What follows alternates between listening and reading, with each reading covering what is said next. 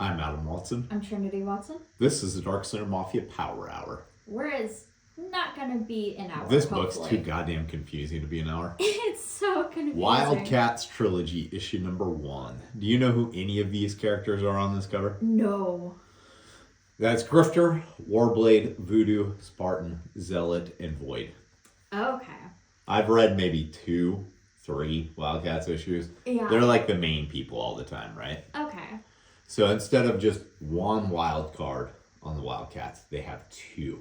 Oh, they have okay. Grifter, who is kind of a Gambit-esque type character, in my opinion. Yeah.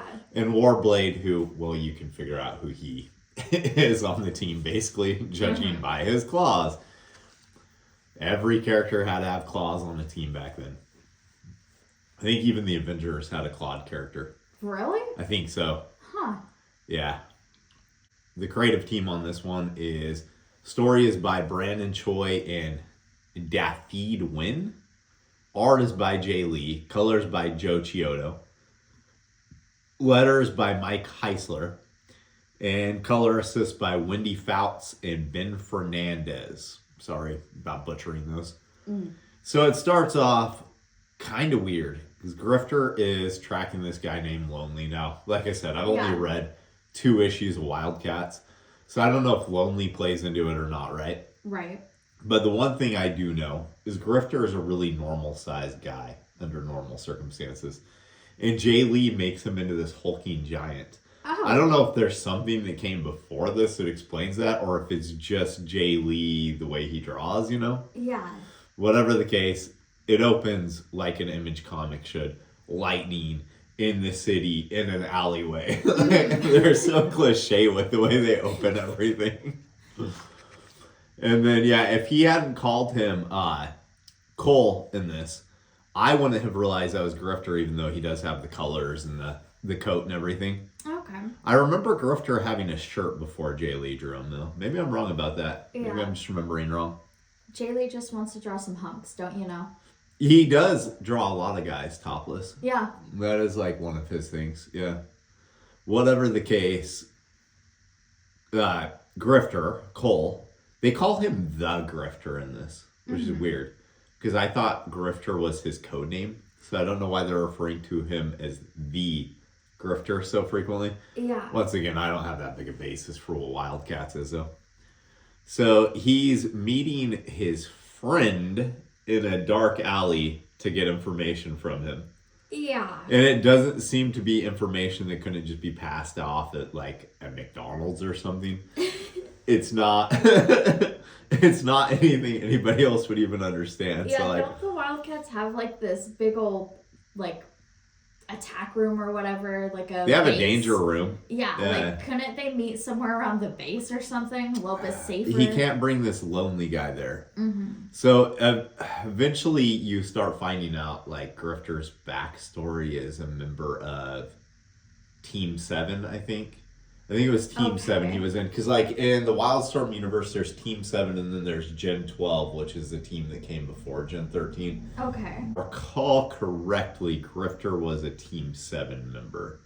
Okay. So maybe this lonely guy plays into that. I don't have enough basis for Wildcats to know, and they didn't tell us. So no, this is an issue 1 and it tells us nothing. yeah, but it is a spin-off miniseries, so they do expect you to know a little bit, I guess. Right.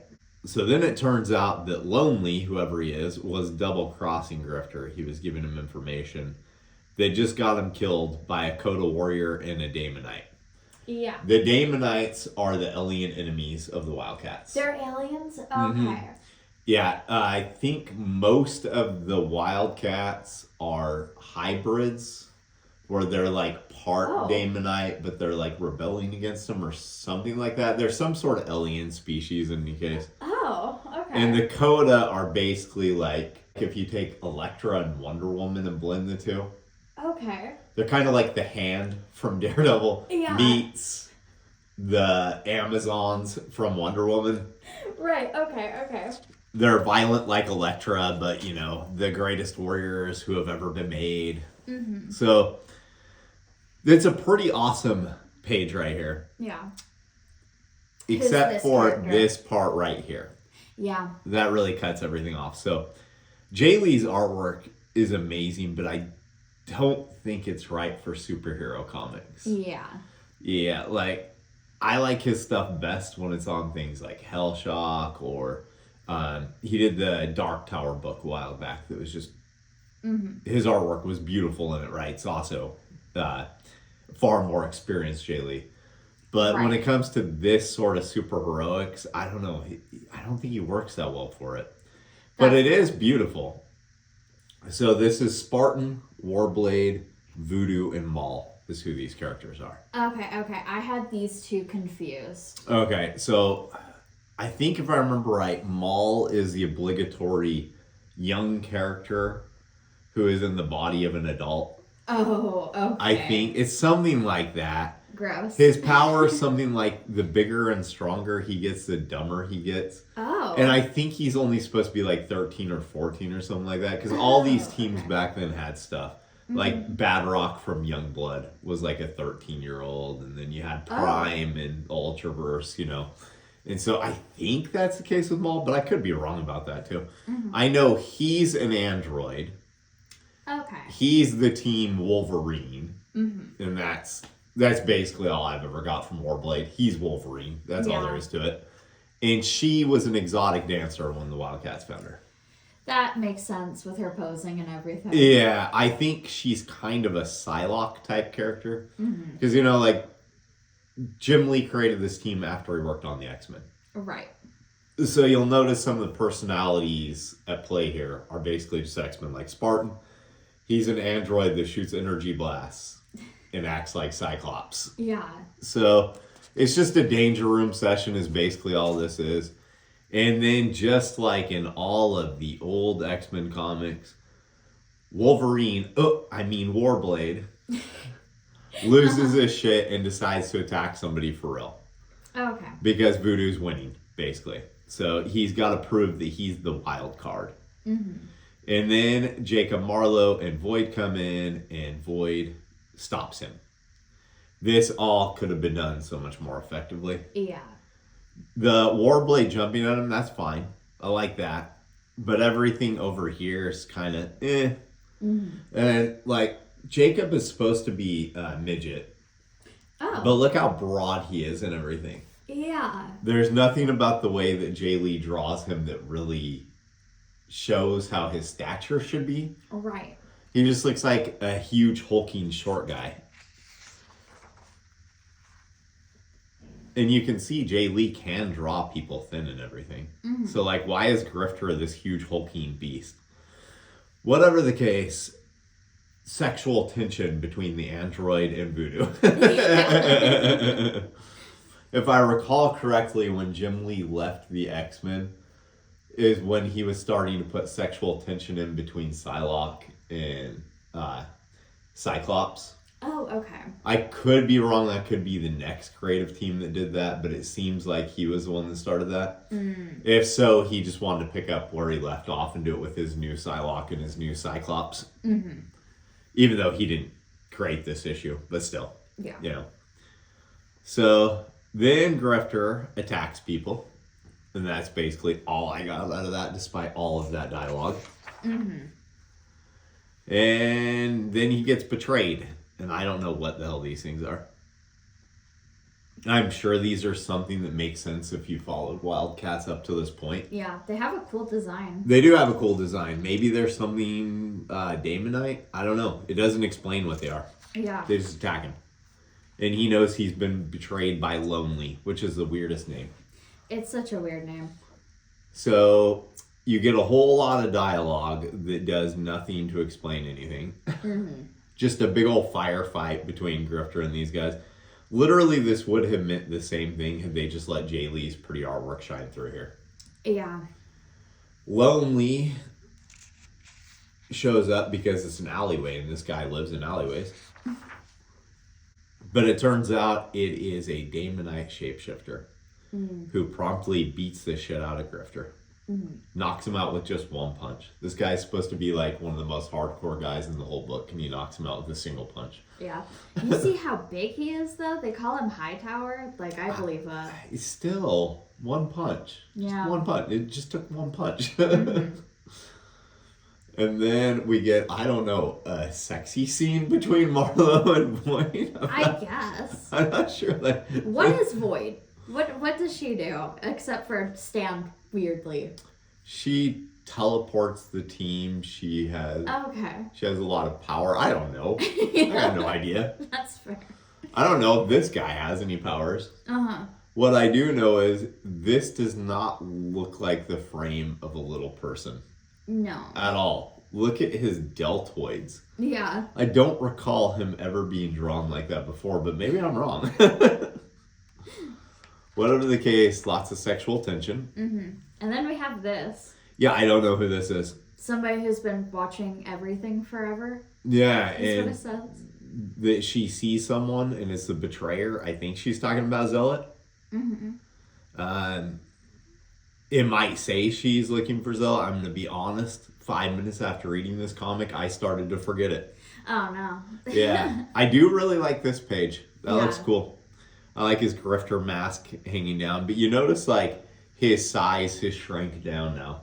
Yeah. There's no consistency with Jay Lee back then. Like, characters are just whatever size he wants to draw them. And you know what? That's so fair, though. As an artist, I want to do that all the time. That's fair. All the dialogue is just talking about how Sister Zealot betrayed them, and he's Brother Grifter, and blah, blah, blah. Mm-hmm. And then they tase him, but they don't want to kill him. They just want to cause him enough pain that the psionic link with Zealot, which has not been established yet in this issue. So, you know, you have to have read other Wildcats to fully get what's going on here. Yeah. There's some sort of link between the two of them, and they just want to beat the shit out of him until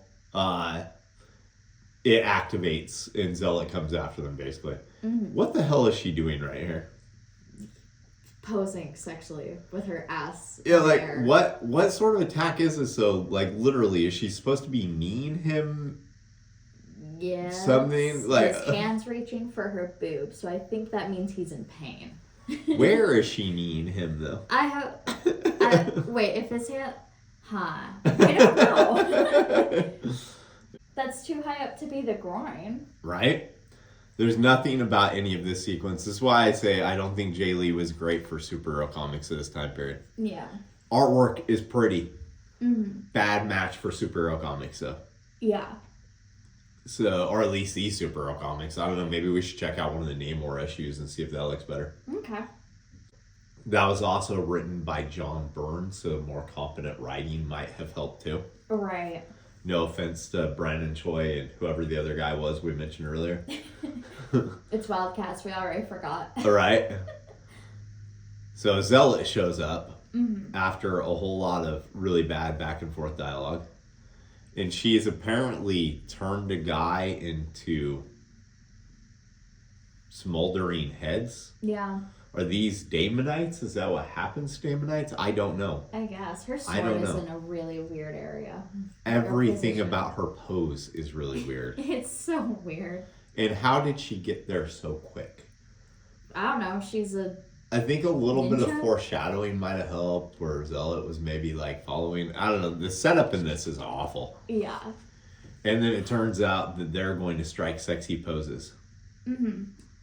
Yeah. And maybe fight at some point. Yeah. Getting ready to have a really bad match. That's not how you pose for fighting at all. No, they're just going to get backaches. Yeah. And this is like something you never see advertised in comics anymore that makes no sense why it's never advertised in comics anymore. What is it? It's backing boards and polybags. Oh, that would make There are sense plenty of why people who it's- still use that kind of stuff. Why doesn't anybody ever advertise it anymore? Yeah. And then a wanted ad for computer color separators, and they are showing you how badly they need it with how bad this ad looks. It looks awful. And then we get the whole reason that people want this issue. What's the reason? You see Fairchild pinup? Yes. This is the first pinup of Fairchild. Oh, okay. First published one. And we get Deathmate Black, where Gen 13 will first appear. Mm-hmm. This is the Image Valiant crossover series. Okay. So this Exo Man of War and Ripclaw. I think that's supposed to be Turok, maybe, and Maul from Wildcats. Deathmate is a weird, forgettable series. It's a crossover between. And we should totally take a look at it at some point. Okay. So first Burnout pinup, and then a Stormwatch number 5 ad. They cut up the Gen 13 ads really weirdly. Yeah. I think the build-up is kind of wrong with the way they did it, but good ad for Stormwatch. Mm-hmm. Then Grunge and Union. Like, they cut these up so damn bad. Yeah. Free Fall. And then a boring Wildcats ad. And then we see Gen X. Oh. Yeah, Gen 13 was originally advertised as Gen X.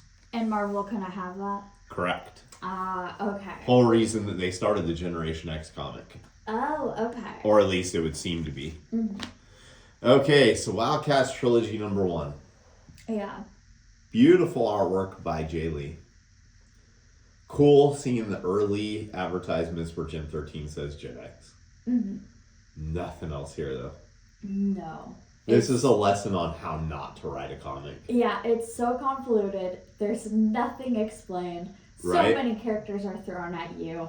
Yeah, they just expect you to know everything you need to know going into this. Yeah, which if you have a number 1 on your comic, you should never assume. And with how many copies this No. was selling, they could have paid to finesse the writing more. Yeah. Yeah, so does it make you want to check any more of them out? Hell no. All right. Okay, you got anything else? Nope. Let's go make some comics. This holiday season, are you looking to transform that friend or family member in your life into a comics fan, but they're being a resistant butthole about it? Try Dark Slinger Comics merchandise. These are a perfect gateway drug. They'll be a nerd before they know it. We have the Chronicles of Von Helsing pint glass. Perfect for all of your holiday drinks. Who Will Save the World buttons. We had Who Will Save the World shot glasses, but we're currently sold out on those. And enamel pins featuring the mini slingers in holiday designs. We have Le Mime as Santa Claus. Inspiratu is Krampus. And Todd is Jacob Marley from A Christmas Carol. You don't have to just buy these as a gift. You can buy them for yourself too. They're available at our website, darkslinger.com. Retailers, you can order these in bulk through Comics Mainstream.